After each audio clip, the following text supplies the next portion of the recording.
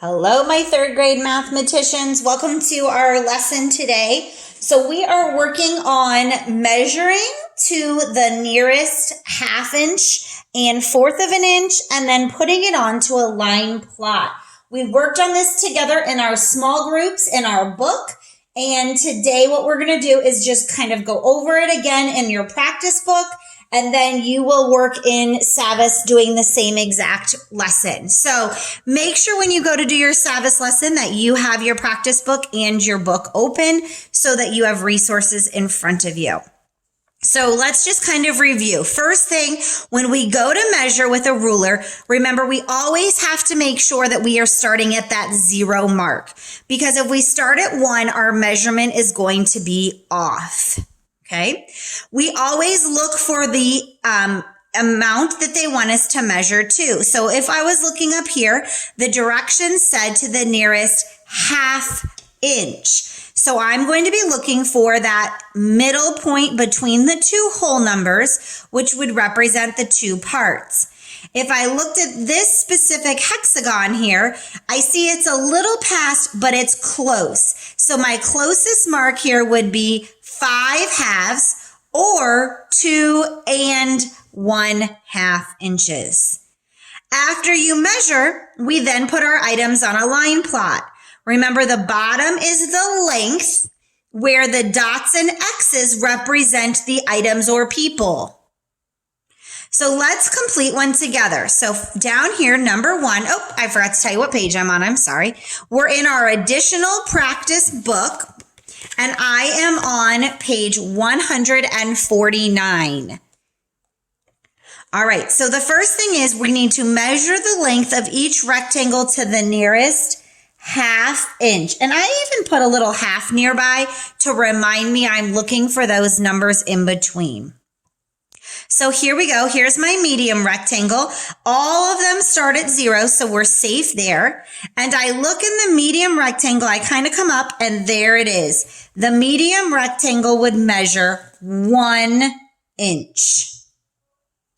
If I come here to my long rectangle, I go to the end. I'm going to kind of draw a little line straight up. And this is at that halfway mark. So this long one would measure at 2 1/2.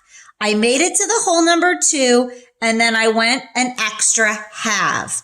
This would also be measured as 5 halves if I was going to write it as the improper fraction there. The short rectangle is coming up right here at the first unit, so this would be exactly 1/2 of an inch. All right, so now that we've measured the rectangles, that was step 1. Number 2 says, Jamal drew 5 of the medium rectangles. So 5 medium. He drew 3 long rectangles and 4 short rectangles. So 5, 3, and 4 of those is what he drew. How many dots or data points should be on the line plot? So how many dots would I need to make to represent those numbers? So we would add them up. If he had 5 mediums plus 3 long plus 4, how many total rectangles or dots or data points would that be? Well, 5 plus 3 is 8, and then 8 plus 4 is 12. So in all, we'll have 12 data points. Now we want to complete the line plot. So I look at the rectangle for medium. It was 1 inch, and I need to put 5 X's or dots to represent 1 inch. So I come to my line plot. Here is 1. I'm going to put my X's. 1, 2, 3, 4, 5. He made 3 longs. The long was 2 1/2. So I find my 2 1/2, and I'm going to make 3 X's about the same. So my 3's should be matching, my 2's are matching, and my 1 is matching. And then he made 4 shorts. The short was 1/2 inch. So I come to my half, and I'm going to make my 4 X's. And again, I want to line up my X's as best as I can so I can compare them. Now looking, I can easily see, oh, he made more 1-inch rectangles than the other rectangles. He made less 2.5-inch rectangles than the others because I can look at the X's to see.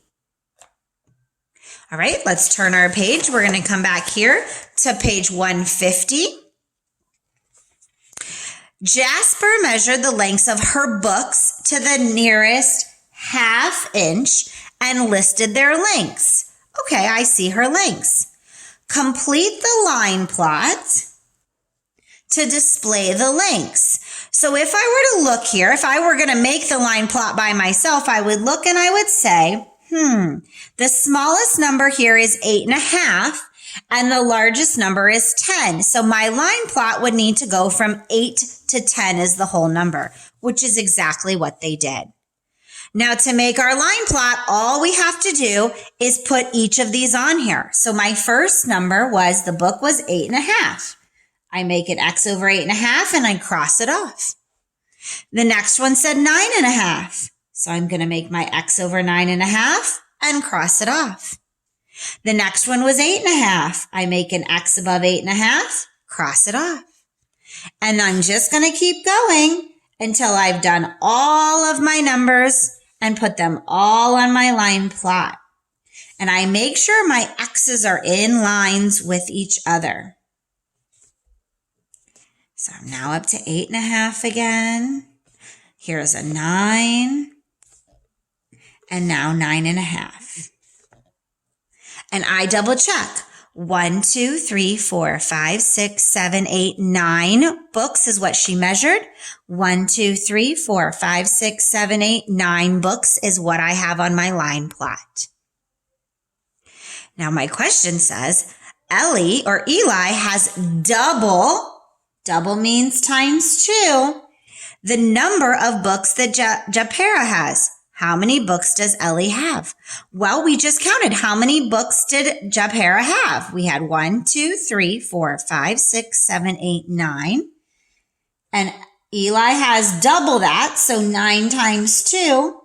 So Eli would have 18 books because double means times 2 or having 2 of that. Number 6, what is the most common length of Japera's books? Most common means the one that we see on here, the highest. So above most common, I'm going to put highest. And if I look, the highest is 9.5. It has the most X's above it. So the length would have been 9.5 inches is the most common. All right, we're skipping number 7. We're going to go right here to number 8. Dan measures an object to the nearest 1/2 inch. He records the length as 4.5 inches. Jerry measures the same object, but it was to the nearest inch. That means it's a whole number. Could Dan and Jerry get the same measurements? So if I'm measuring to a 1/2 inch into a hole, is it going to be the same? The answer would be no.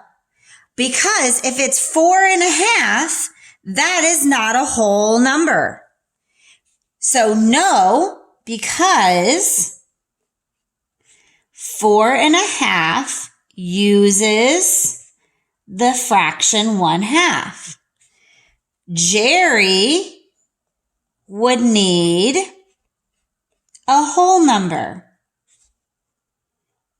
And what whole number would 4.5 fall between? Well, it would fall between 4 and 5 because 4.5 would be, I already went to 4, but I haven't made it to 5 yet. So no, we could not.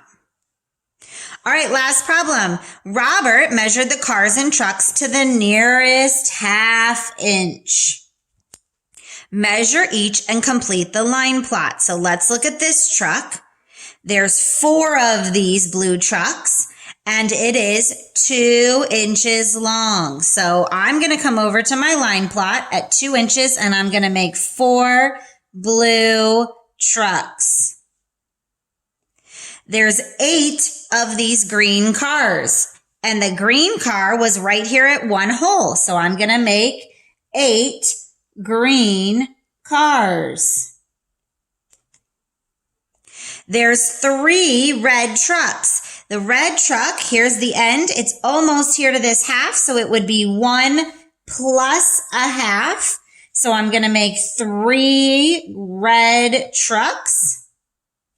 And then I have 4 yellow trucks. Here is where it is. So I made it to 1 and went an extra half. I add my 4 trucks that are yellow. And here is my line plot.